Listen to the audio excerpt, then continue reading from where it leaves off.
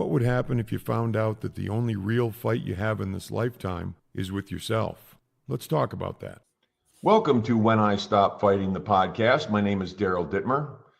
Today I'm joined by Felicity Ashley.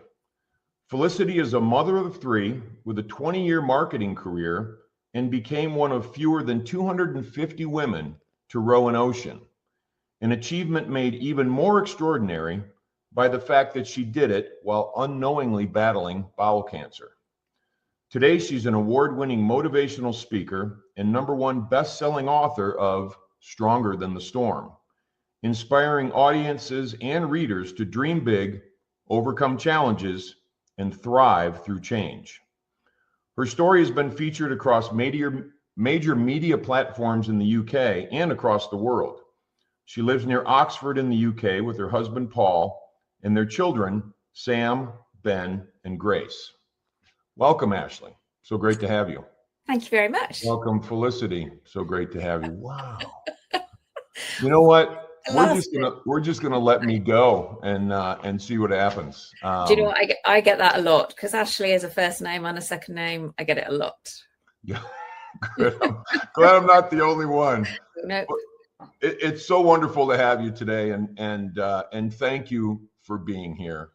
It truly is a pleasure for me when I see people who have achieved in life, and it sounds like you're going after it in life, and it's happening, and you're helping others, and what better sort of motivation for us being on this planet than to do all of those things. So thank you for that.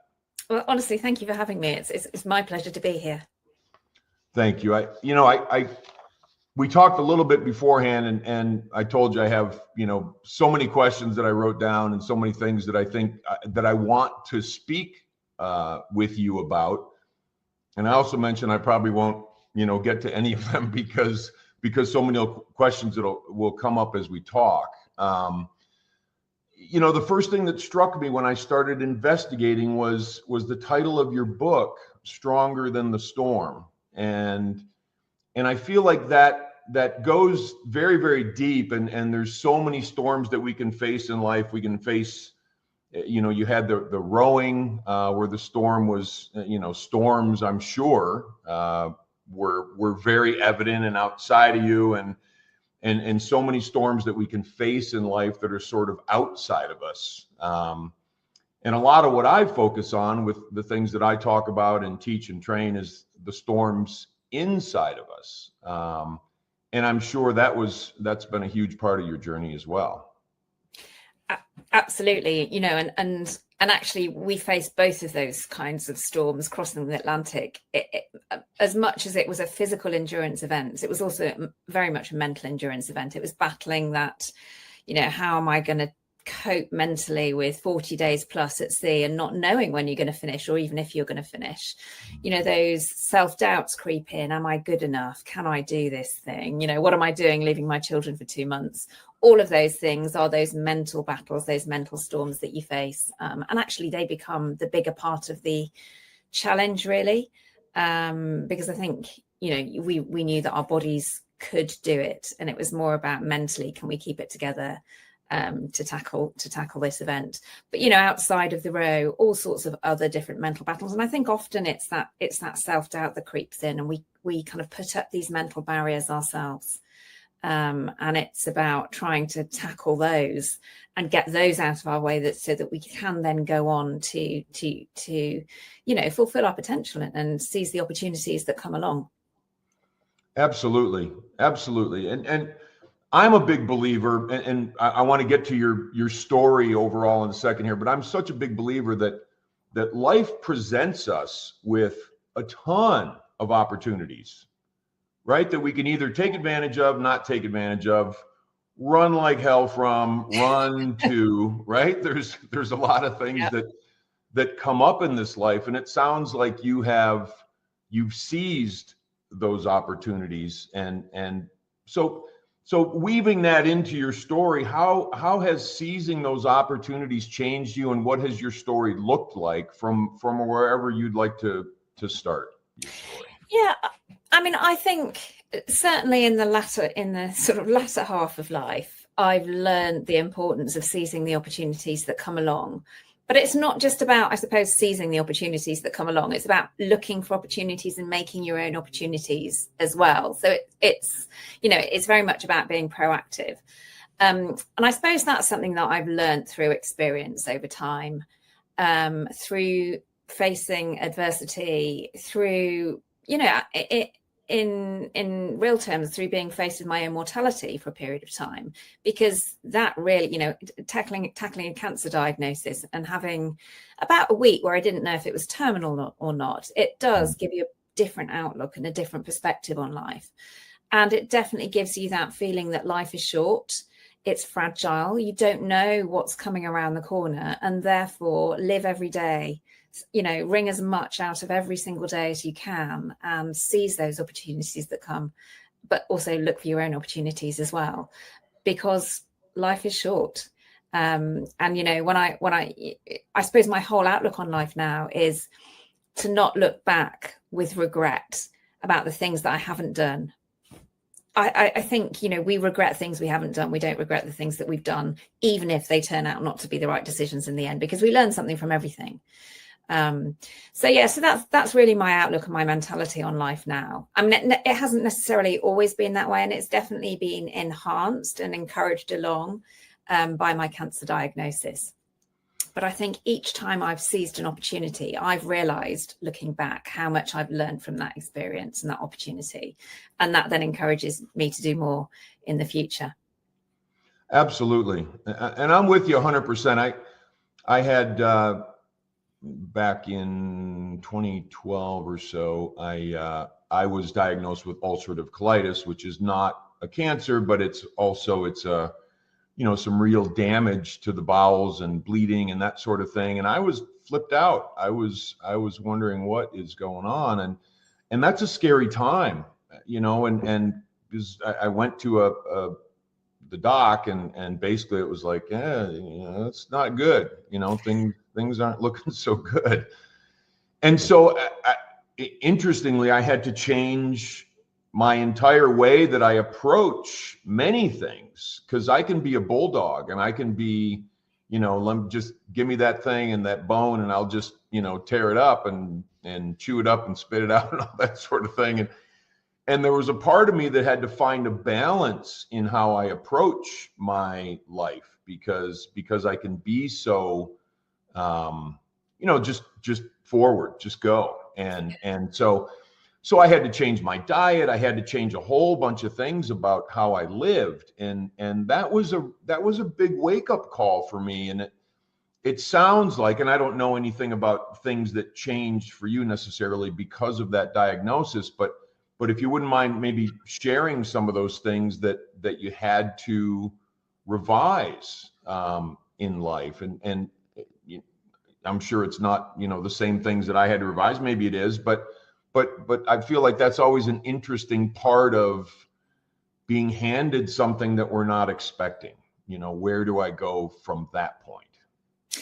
Yeah, I think for me, a lot of it was about, I suppose, changing my mindset. And I talked about perspective and outlook on life. And I think that was the biggest shift for me over anything more sort of day-to-day practical.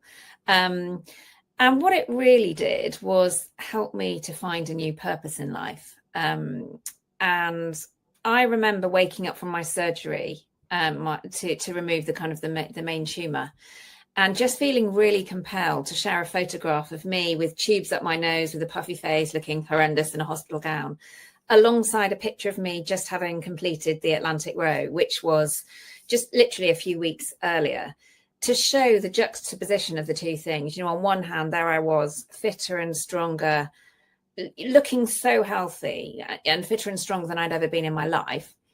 Several weeks later, here I am in a hospital bed, quite literally fighting for my life. And it was to show that, I just felt compelled to share that story and those pictures, to show that cancer really is indiscriminate.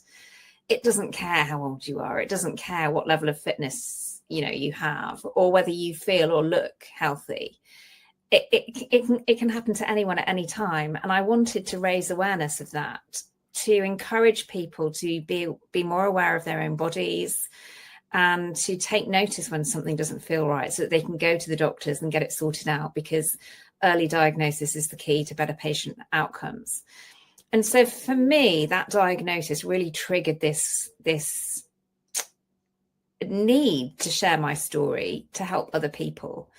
And that really was the first part of my career change, if you like.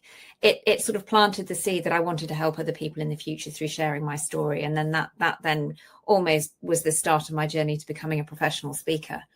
And I think really what that is driven by is this purpose, and, you know, enabling me now to sort of live life much more in keeping with my purpose, because my career enables me to share my story and to give me a platform to raise awareness, particularly around cancer, but also about the kind of the tools and the mindset and the strength that I've found through adversity that can inspire and help other people as well. So it's not just about raising awareness of symptoms of bowel cancer and helping people in that way.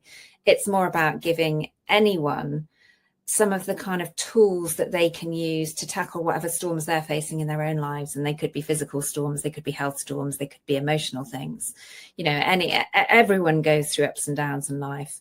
And I think looking outside your own life to examples of other people who've been through things, to take inspiration from that, is so helpful.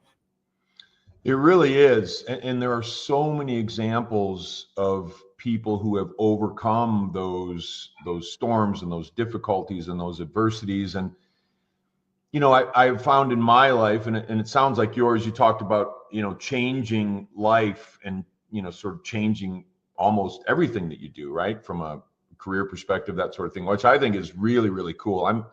I'm kind of in the middle of doing that myself right now.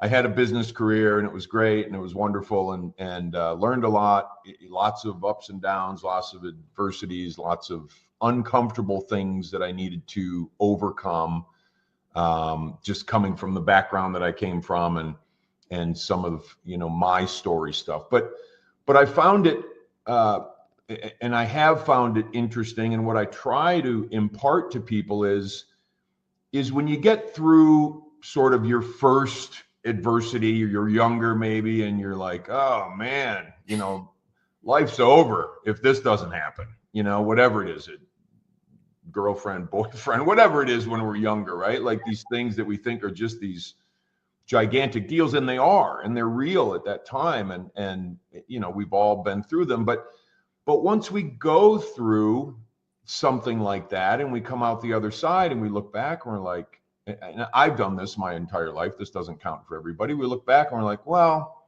that wasn't really that bad. You know, like I made it more in here than it was actually. Do you find that to be true with your own adversities? And as you continue to move through adversities, does it get a little easier to confront them and move through them? 100%. And it's easy to say that, you know, looking back with rose-tinted glasses and with the benefit of hindsight, but 100%, you know, when I look back on adversities that happened sort of much earlier in my life, I've learned from all of them. But I've also had, I think I was, you know, I'm a natural born optimist, and I have this natural ability, I think, to kind of reframe negatives as positives and to find the silver linings, where maybe some other people don't naturally do that. And that's certainly something that's helped me see any kind of challenge or adversity as, you know, a building block, really. It's something that I can actually take as a positive, because it helps me tackle the next thing that I'm going to face. And I think when you come through adversity, it actually gives you massive confidence that you can tackle the next thing, whatever that might be. And so if I think about, for example, just, you know, the Atlantic row and 3,000 miles rowing across the ocean unsupported, there were lots of different, you know, in separate challenges that we faced along the way. But each time we were able to safely navigate one difficult situation, it really buoyed us up, because we thought, right, well, if I can do that, then I can tackle whatever the Atlantic's going to throw at me next. And so it gives a tremendous amount, I think, of confidence and self-belief. that you don't get just through plain sailing. But I think mindset and an ability to reframe is a really important tool to help you get through challenges as well, and to help you see them in a more positive light. And it's also a really easy tool to use. It takes a bit of practice, but for example, before the Atlantic row, I had a hip replacement. And a lot of people would, having to face major surgery like that, I think a lot of people might see it as an excuse to just stop doing kind of exercise, stop challenges, stop having, crazy hopes and dreams. Whereas for me, it became this enabler because I realized that I wasn't in physical pain anymore. And so when my sister asked if I wanted to row the Atlantic with her, it became not an excuse to say no. It became my reason to say yes, because I wasn't in physical pain and there was no physical reason why a ceramic hip couldn't get me across the Atlantic. And then it was about, when I was thinking about doing the Atlantic row, well, don't think about the reasons that I can't do it, like having 3 small children or having just had a hip replacement. Look for the reasons that I can. And both of those things became kind of motivators and reasons to actually say yes and to do it. And then thinking about my cancer diagnosis, again, it's when you get a diagnosis like that, it's really easy to fall into that, I suppose that trap of woe is me, why me? Particularly because I'd just done the Atlantic row. I was coming from, an extreme high to an extreme low, and it would have been easy to think, why me? But actually I was able to kind of turn it on its head and think, well, why not me? Because I've got this strength, both mental and physical, from doing the row. And because in cancer terms, I'm relatively young, there aren't many people that are in a better situation to tackle a cancer diagnosis. And so that became a real positive for me. And it was just that simple reframing, that adding that, like, in that case, that one little word of not, why not me, that enabled me to kind of think about that challenge in a very different way, and a much more positive way, which really did help me get through it. I bet it did. I say all the time, and it's funny because I had a similar thing with a knee replacement, which, I wasn't necessarily, well, I guess I was kind of young for it, but I beat the crap out of myself when I was young. So that's just, it's sort of, this stuff just comes up as we continue to go. And I've been very similarly minded. I certainly haven't done a 3,000 mile row across the ocean. I don't know if I'm going to get to that. I don't know if that's on my bucket list. Probably not, which, to me is astounding. And I will say that video on your website, FelicityAshley.com, was really cool. That was like one of the best 58 seconds of video that I think I've ever seen. It was very inspiring. Even watching it myself, I get, the hairs on the back of my neck stand up watching it. Yeah, it's hard to think that's me in that boat. I know.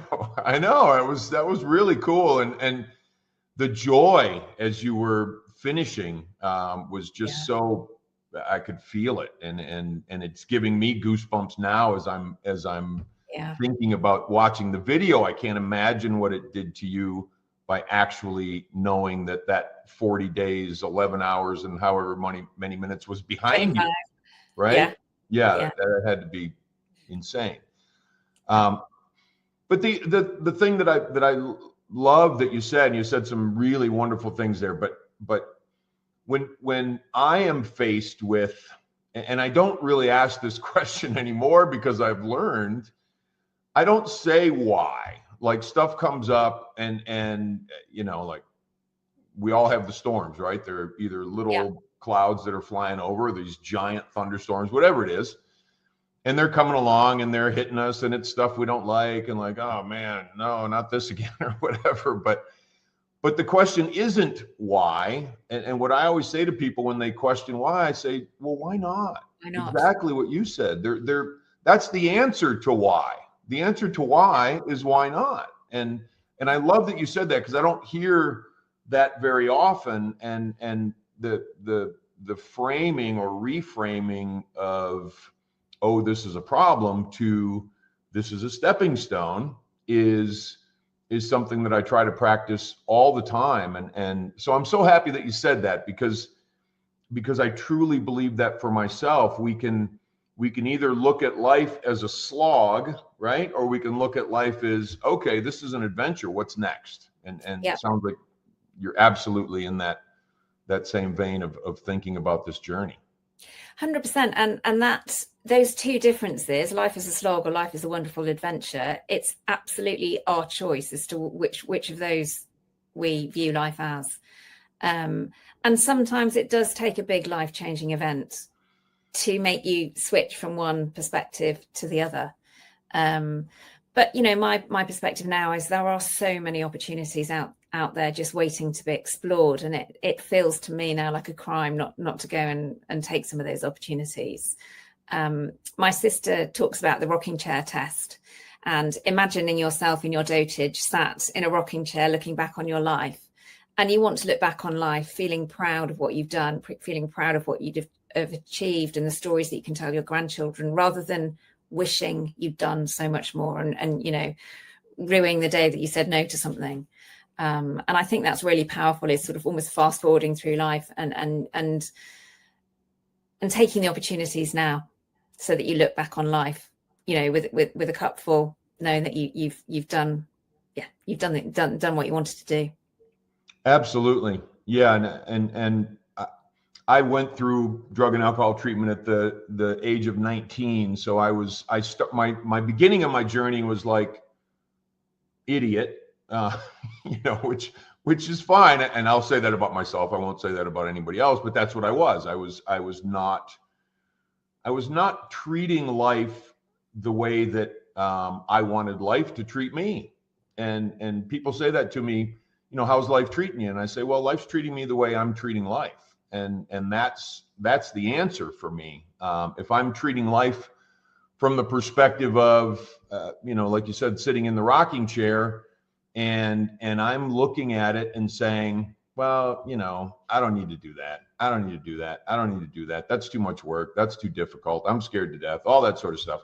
I can talk myself into just sitting in that rocking chair my entire life and wishing as opposed to doing. And I know people, and some of them are my family members, that are sort of in the rocking chair, hoping like, you know, something's going to happen to them that makes their life better. And it doesn't work that way, right?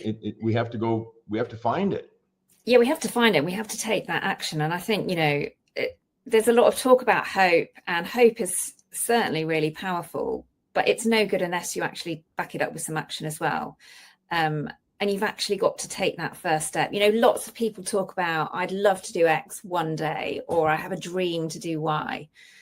But unless you actually put a plan in place to make that happen and put a time frame on it and set yourself a goal, it's never going to happen. It will always just remain a dream somewhere, you know, somewhere in the sky. And that's what sort of one of the things I say to people is, you have to mentally commit to doing something and then take the first step. And it doesn't matter if you don't know how you're going to reach your end goal in the, you know, it's just about taking that first step to start building the momentum and making a little bit of progress. And you'll work out what you need to do somewhere along the way. You don't need to have all of those answers or your route fully planned out. It's just about taking the action and taking that first step. Yeah.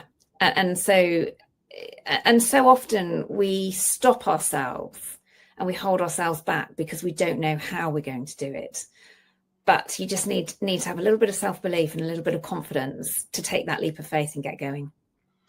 I'm fascinated by, and so well said, I'm fascinated by that. Once I start, the next steps just show up. They really and truly do. And I've been watching it happen for a long time now. And I'm still absolutely flabbergasted by, oh, okay, now I know what to do next. And now I know what to do next. And, you know, there's this little 3-letter word that I've been thinking about lately that I think is one of the most important things in life. And you know, I heard a long time ago, hope can be, and I'm not saying it is, because hope is a wonderful thing, but hope can be another word for postpone if we allow it to be, right? So, but anyway, that 3-letter word that I've been thinking about lately, sort of been ruminating in me, and you are a perfect example of someone who doesn't leave this to chance, but the 3-letter word is try. Yeah.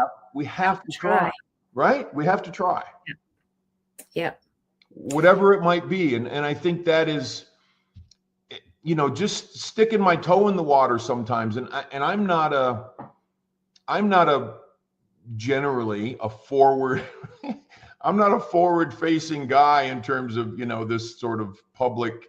It's just never the way I've been. I don't like the spotlight on me. I don't like, some of the things that I'm doing now, and I love to talk to people, but it scares me. I get nervous before every podcast.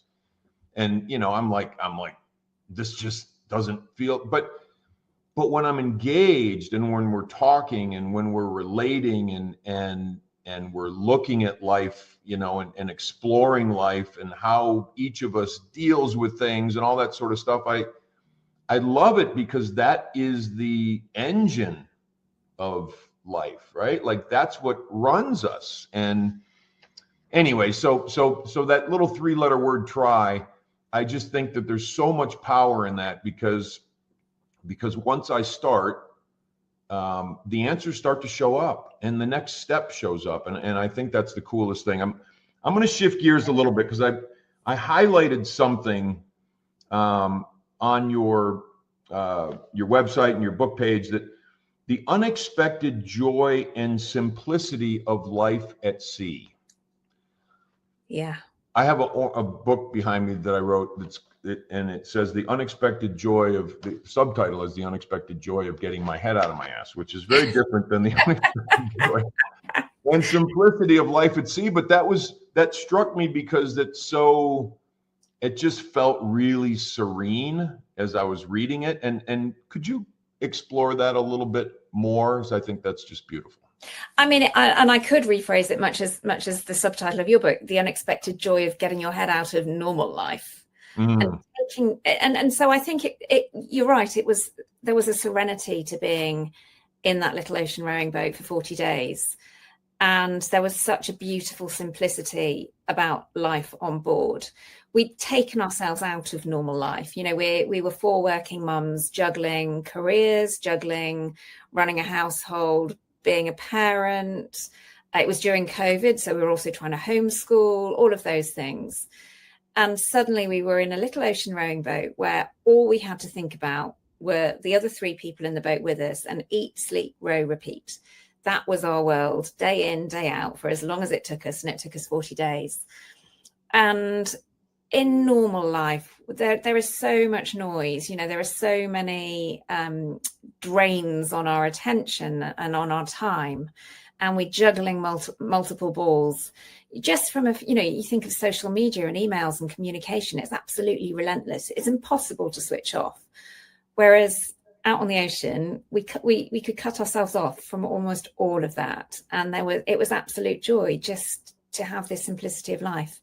And it was very much back to basics. It was almost like stripping the layers of life and finding out who we really were underneath all of that, and really reconnecting with the person that you're meant to be before life gets in the way.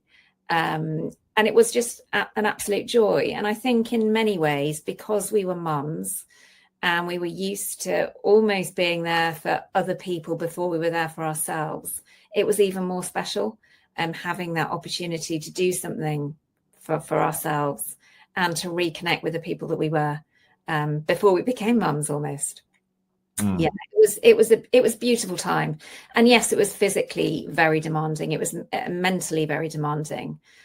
But actually, I think we all found a tremendous peace in being out there and being surrounded by, the miracle that is nature. 360 degrees of blue. Anywhere you look, you couldn't see anything else.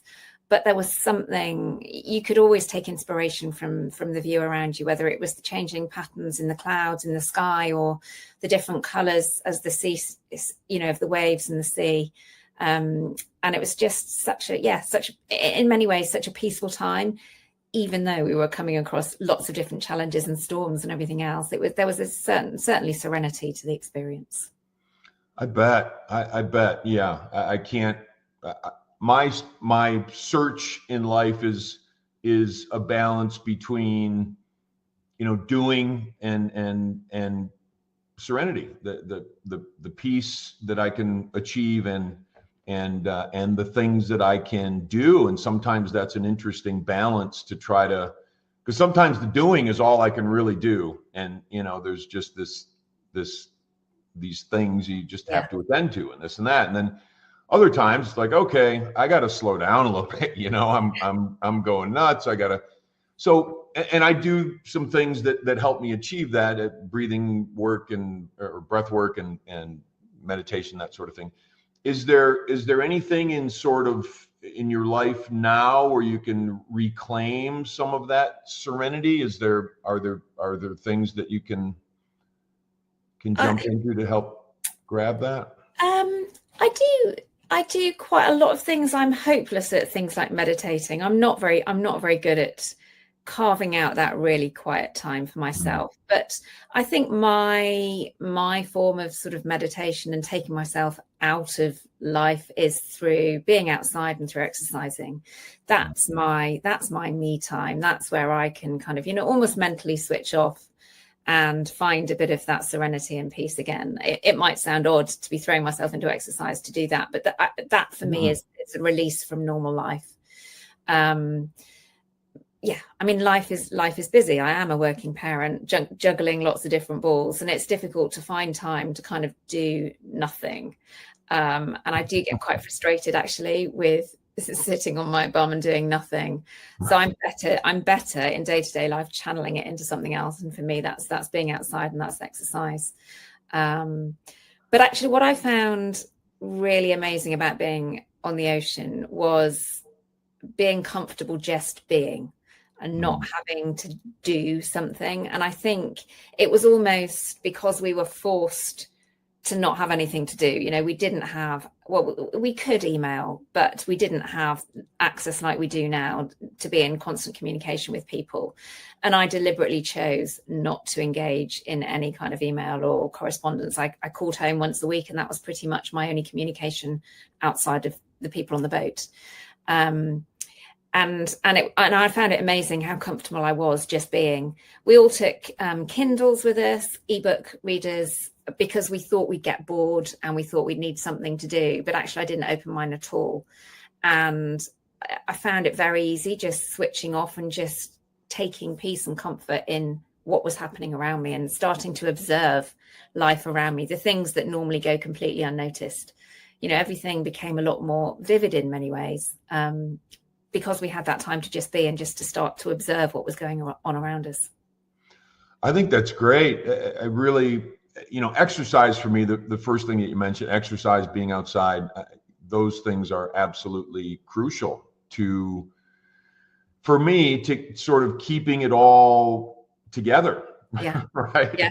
I don't have young kids anymore or anything like that, but there was a time, and, there was a time when things were more sort of complex and busy and all that sort of stuff in my life. So I can absolutely relate to that. It's hard to carve out that time, but there's no real, people will throw definitions at meditating or breath work or whatever. It's just that time when you can quiet down. And I think exercise is a wonderful way to do that. And a walk in the woods or a row or whatever it is when you're out in nature, I think is a wonderful way to do that. I kind of look at it like I'm dipping back into that vat of what helps me to continue the journey in the way that I want to continue the journey, because it's easy to get fried. It's easy to get burnt out, right? And have you experienced that as you just move and go and crank? I know that I have many times, and the answer for me has always been, okay, figure out ways to slow this melon down, right? And slow myself down a little bit if I can do that. I'm assuming you've seen that too. You seem like a hugely motivated person. I am motivated, but I haven't. I'm lucky I haven't experienced burnout. But I am very conscious about self-care and kind of managing myself as well. And I am very protective over that me time, which for me is my exercise time. That's my morning routine, is to get up before everything else starts, before the kids are up, before the working day starts, because I know that's, I carve out that time for me, because I know that's what I need to do to, as you say, to keep myself on an even keel. It's what I call setting myself up for success for the day ahead. And it makes me more patient, more productive, and much more positive, because I know I've done that thing that I need to do to kind of, lay my foundations for the day ahead. And I think, when I look back, I've pretty much always done that from being at school. Exercise has always been a big part of my life, and something that I've quite stubbornly clung to. And I think that is probably the reason that I have been able to avoid burnout, because I know it's good for me mentally. I know it's good for me physically, and that helps me keep me going always. Yeah. Right. Yeah. No, I'm the same way. And I didn't when I was younger, and I'm kind of a tall guy. I'm 6'6", so I'm my body, I feel like, yeah, I'm a tall glass of water, as my grandmother used to say. But anyway, it's, I beat up my body, and when I was younger in sports and all that stuff, and I didn't stretch, and I just went. And so that took its toll on, on a few things in my body, which is okay, because all of those things are lessons for me to do things differently. And that has been probably the greatest, if I were to say, okay, the theme of the lessons that I've learned in my life is, okay, now you need to do something different. And listening to those lessons has been crucial. And it sounds like, and I applaud you for setting up your day. And that's exactly what I try to do. All my stuff is in the morning. It's quiet. The phone isn't ringing.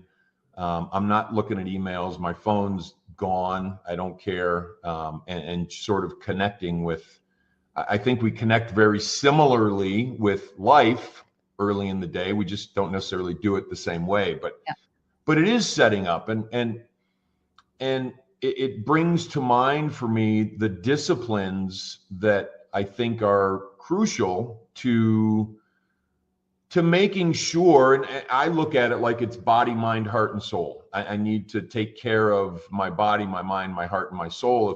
If I'm dropping the ball on any of those, I'm impacting my life, significantly. So it sounds like disciplines or the disciplines that you've set up are extremely important to you, and how you're able to do all these things without burning out. Yeah. And it's that discipline that then, builds those habits. And so for me, it's now that the habits are formed. And so I don't really even think about it anymore. Right. But to your point, I do things slightly differently now, and I'm much more conscious of my kind of holistic well-being and health than I was when I was younger. You can get away with more when you're younger. Whereas now I'm much more in tune with my body and listening to it. And if I need to take a rest day, I take a rest day. I'm much more aware of niggles and kind of managing them and being on top of them rather than just letting them slide. Because I'm approaching 50, and you can't get away with it. You can't get away with it when you get a little bit older. But I do things differently now. So I've built in ice bathing, cold plunges to my daily routine. And it's not very nice to start with, but it's just become a habit. I do my exercise, I hop into the ice bath, because I know it's good for me. And it just helps, take care of my holistic health. Again, it's back to that kind of, the connection between mind and body. So I am much more aware, and I am sort of, I suppose, introducing more a broader spectrum of well-being daily habits. But I think it is about forming habits, and habit stacking as well. Really helps. Absolutely. I'm in the same boat, so to speak. In terms, and that was really bad, but I didn't mean to do that. There's quite a few boat puns. But I think that's crucial. And like you said, it's not really disciplines anymore, but some things, as I add things in, we just got a cold tub, and I have an aversion to cold. So I'm like, I just don't like to be cold. So now I'm like, okay, Daryl, you need to jump in the cold tub. And I'll go for a few days and be like, oh man, this really stinks. But then as I continue to do it, like everything else, right, it just becomes a part of the plan. It becomes a part of the daily sort of, here's what I do to ensure that the Daryl that's going out in the world today is the best Daryl that he can be. And I just think that's such a crucial part, because all of that reverberates to who we're affecting, whether it's spouses or children or the person at the grocery store that maybe we are nicer to, and we smile more when we've done the things that we need to do for ourselves. And I think that's absolutely crucial, which brings me to your speaking career and helping others and motivating, and what does that look like, and who do you talk to, and what are some of the things that you discuss with your audiences? Yeah, so my primary audiences really are organizations, so businesses of all different shapes and sizes in different industries, and it's helping them, the teams, their leaders, to perform better under pressure, whether that's pressure from, it might be internal pressures within the organization, like every organization goes through multiple restructures these days, which causes a lot of pressure and stress for the employees, or whether it's environmental pressures, changes in market conditions, for example, or whether it's pressures that come from outside of the working world that affect individuals as well. So it's really helping people perform through under pressure, and through things like change and challenge and adversity, or uncertainty. Through sharing not only my personal journey of rowing the Atlantic and then cancer treatment, but also my business background before that, because I was in the business world for 20 or so years. So it's about really bringing together all of that to share the lessons that I've learned and the tools and the techniques that my audiences can use. And everybody responds differently to it, and everybody can take something different away from it as well. But what's really rewarding is that I get so many messages from individual audience members afterwards saying they've listened to what I've said, they've reflected on it, and they've made a change to their lives in some way. It might be somebody said, quite a lot of people actually have said, I've been for a run since hearing you speak. And it's a change, almost to their well-being plans. Or it might be having a different outlook on a challenge that they're facing in their own lives. So it's an incredibly rewarding career to have now. It's a privilege to be able to share my story and to be able to help other people, and help organizations, tackle the challenges that they're facing. So yeah, I'm doing that for a couple of years now, and it's, as I say, it's an amazing privilege to be able to do it and to have that platform. I think it's great. I really do. I've like I've said today, I don't really like the spotlight, but I feel like that's my next sort of journey, is getting in front of people and speaking about my experiences, because I feel like, and this just sort of showed up in here, but I feel like if we have those experiences and we've learned from them and we've moved through them and we've persevered and we've done the things that we need to do, we are compelled to share that with other people. I truly believe that from the bottom of my heart. And I've tried to do that for much of my life in terms of just helping people with whatever it is, whether it's personal things or business things or whatever, because I've had those experiences and addiction and all that sort of stuff. But we kind of have to do that, right?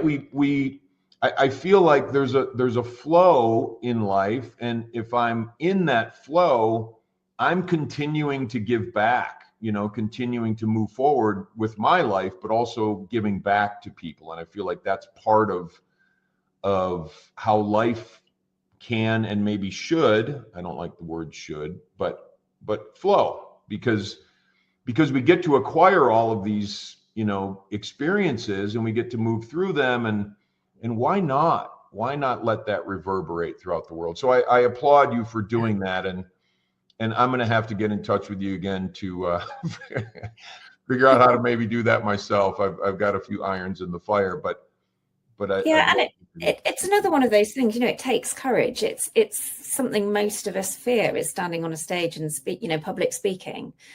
But I suppose that having got through lots of challenge and adversity in the past, it's almost just become the next challenge. And having learned how to lean into challenges and to tackle them and overcome them and come out stronger, it's just about applying those same techniques for me now to stepping into the world of public speaking. And again, it fills you with confidence. It's very difficult the first time you do it. You're a bag of nerves, and every speaker is nervous every time they get up on stage. But I think the motivation is knowing that you're helping people. And it continues to motivate me when I hear from audience members and hear how, what I'm saying and then what I'm writing through Stronger Than the Storm as well really does help people. And I think we have this natural instinct to be modest and downplay, our own experiences and our own self-worth.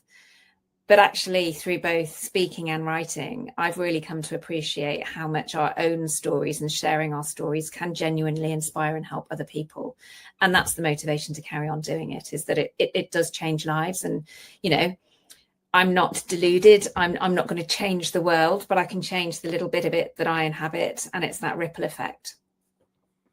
Absolutely. It's the butterfly flapping its wings in Singapore, right? Or however that saying goes, but that can create the tidal wave or create waves that can wash over other people. And I'm with you 100% on that. I wrote my books not for my own purposes necessarily, but I wanted to help other people, and I want to leave behind something where 50 years from now, there's a very real possibility that I'm not going to be around anymore, but my books will be, and my books can still help people. And that was the motivation for writing my books, was really just to help others. And it sounds like you're thinking the same way about that, which is just a wonderful legacy to leave behind. And I'll just relate this really quick little story, but I was in the business world for a while, and we did well, and things went well and that sort of thing. But one of my the people in the company that I was with had said to me one time that this company is going to be part of your legacy, and I'm like, I hope not. I didn't say that, but that's what I was thinking. I'm like, I don't want that to be my legacy as much as I want my ability to help others to be my legacy. And what people say about me, like you said, I went for a run after I listened to, or saw you speak or whatever it was. And that's what I want people to say. You know what? I did things differently because I heard that person talk about that. I heard Daryl say that, whatever that is. I heard Felicity say this or write about it, or, et cetera. I think that's what we all have to share. That's what we all have. We all have experiences that I think can help others. And are we willing to, to set aside maybe the fear and just go do it? Because I think the rewards are astronomical. Yeah, absolutely. And like you say, we all have that capacity to help others. It's about having the confidence and being brave enough to do it. Right. Absolutely. So let's talk a little bit about your book. And I'm definitely getting it. My wife is well aware of it, and we love to read. So that's going to be, it's in the queue. We need to get through a stack first, but definitely in the queue, because I'm very interested in it. Let's talk a little bit about your book, please. Yeah, so my book is called Stronger Than the Storm, and it's really my memoirs of my personal journey, focusing primarily on the Atlantic row and what went immediately before it, which was my hip replacement, and then moving from the row into my cancer diagnosis. And it's about, I suppose, my personal reflections on how I've navigated that journey, the lessons that I've learned, and how I'm taking those lessons now into the rest of my life. So it's a very raw and personal account of the highs and the lows, the different emotions that I've been through. There's a lot in there about kind of family life as well, and relationships and grief. I lost my dad to cancer just after my own chemotherapy treatment started. So I think there's lots of different elements that people can relate to, because, you know, grief, for example, is universal. We'll all lose somebody at some point. So yeah, it's a very personal, emotional, real account of my journey of adventure and adversity, and this spirit that's kind of that's seen me through it all. I like to think it's a chapter of my life, because I hope there'll be lots more to come. And in fact, in May this year, I climbed to Everest Base Camp and ran the Everest Base Camp Marathon, marking my 3-year anniversary of my cancer diagnosis. And I've just signed up to row the Mid-Pacific next summer, so that will mark my 4-year anniversary. So yeah, there are definitely many more challenges and storms probably ahead. But yeah, quite possibly. But it's about continuing to show that you can rise stronger through adversity, and you can find the positives in it. And it's about kind of inspiring people and giving them hope that there is light at the end of the tunnel, whatever challenges they might be facing at the time.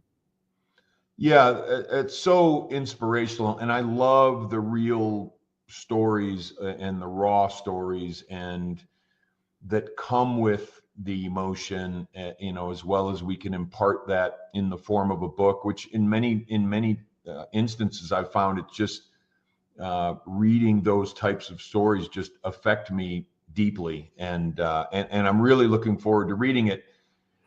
I think that from the perspective of writing the book, as you were talking about it, I could feel that emotion around it, and I'm very sorry to hear about your dad. That's just such a difficult time. But when I wrote my first book, there were so many things that I didn't remember, and I was at 56, 57. Starting when I was a kid, and things just started coming back, and like, oh, that happened.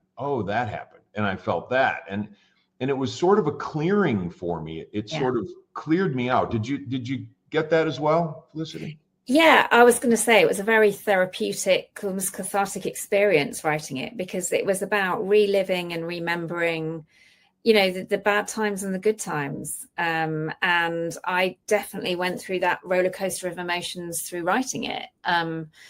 Laughing out loud at some of the ridiculous stories that I remembered, but also, tears for all sorts of different reasons.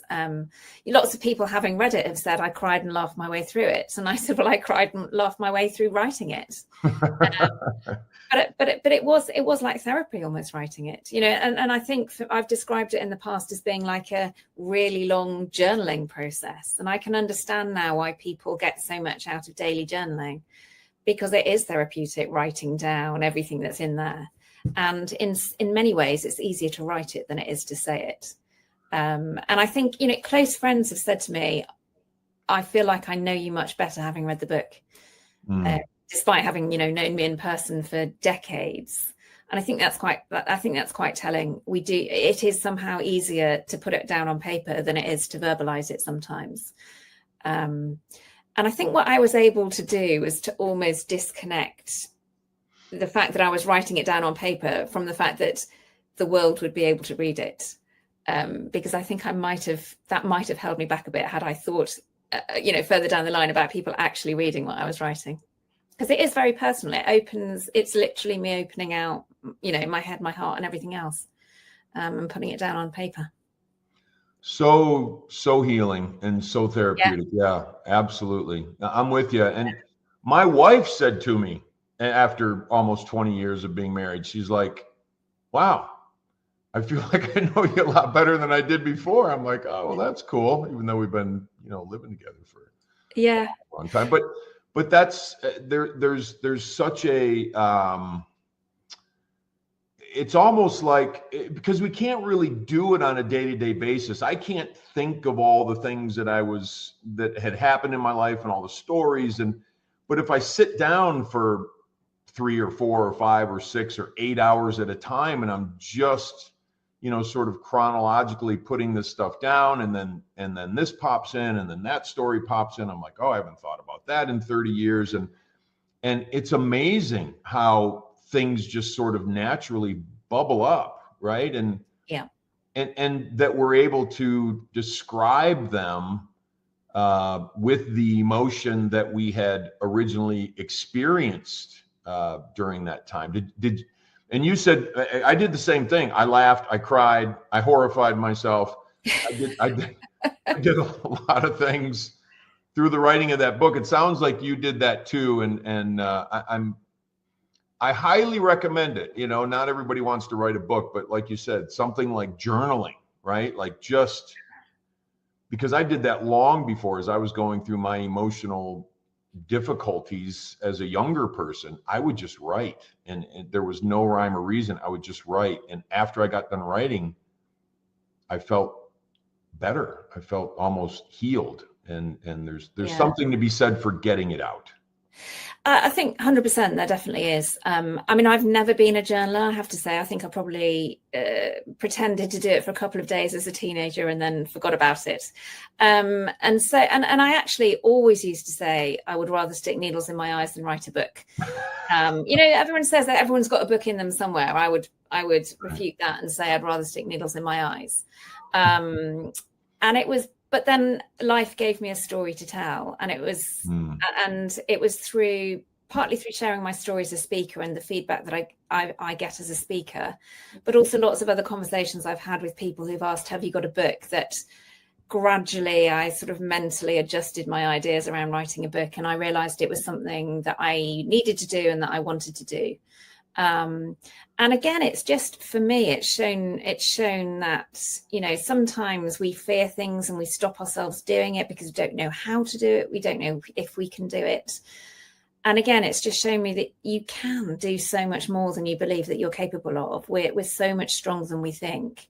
And you can apply that to so many different things. So for me, I feel immense pride now that I've got a published book out there, because it's something that I couldn't even have dreamt of doing a few years ago. And yet here I am, a published author. So yeah, it's incredibly satisfying. And as I say, it just does, to me, continue to demonstrate that we all have this inner strength and this power and much more capability than we really think we have. Absolutely true. I could not agree more. And I believe that for everyone. I truly do believe that for everyone. I look at myself and whatever I've done in my life, and I'm like, I've probably done that much out of a world of things that I could do, a universe of things that I could do. But the story's not over. Like you said, there's plenty left. And sometimes I think as I've started to get a little older, I'm like, I always feel like I'm just getting started, which I think is a good thing. But and I hope I feel that way for the rest of my life. Something that you said. I totally agree, actually. Approaching my 50th, a lot of people fear middle age, but for me, it's life is just, almost just getting going. And it's about using all of the experience and the knowledge and the wisdom that you've accumulated over the last 50 years and taking that forward for positive effect into the second half of life. Absolutely. Couldn't agree more. Something that you said, which just struck me, and I wrote it down. I'd like to borrow it if you would give me permission, but it said, absolutely. Life gave me a story to tell. Yeah. Which is a really cool way to put that, sort of encapsulate your experience and what you're trying to do with that. And so thank you for sharing your story and for sharing your experiences and for our audience. How do people find you out there, Felicity? Well, fortunately, Felicity Ashley is quite an unusual name, so I'm easy to track down on social media. So I'm Felicity Ashley Speaker on Instagram or Felicity Ashley on LinkedIn. And then you mentioned my website earlier, felicityaashley.com. So yeah, I'm pretty active on social media, so you can get lots of content and updates from me there, and find more about both my book and my speaking business from my website. But I'd love to connect with anyone. Yeah, and I'm more than happy to come out to the States. Oh, cool. Yeah. Love to No, come. that's great. That's wonderful. Have you done much speaking in the States or? No, not yet. But cool. but yeah, I'd love to. It's coming. Yeah, that's wonderful. Yeah.